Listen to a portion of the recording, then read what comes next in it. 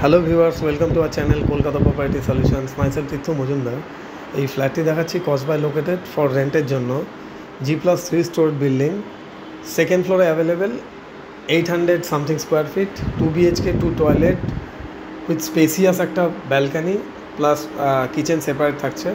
এটা হচ্ছে বিল্ডিংয়ের আউটলুক। ভিডিওটি যদি ভালো লাগে অবশ্যই লাইক অ্যান্ড সাবস্ক্রাইব করে রাখবেন। তো সাবস্ক্রাইব করে রাখলে আমাদের আরও যত ভিডিওসগুলো আসে নোটিফিকেশন অ্যালার্ট করবে, আপনাদের জানতে সুবিধা হবে। এটা মেন এন্ট্রান্স থেকে ঢুকে লিভিং কাম ডাইনিং, এখানে কিছু ক্যাবিনেট করা আর ওপরে একটা স্পেসিয়াস একটা লফট করা আছে।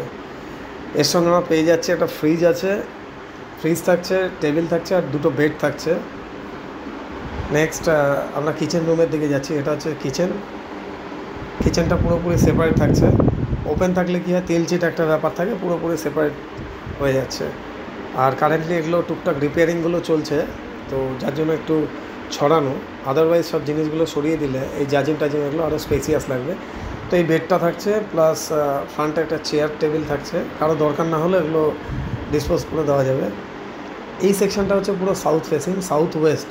তো এর মধ্যে আমরা ডাবল উইন্ডো প্লাস একটা ব্যালকানি পেয়ে গেলাম, ব্যালকানির ডোরটাও পেয়ে গেলাম যাতে হিউজ এয়ার লাইট আসবে।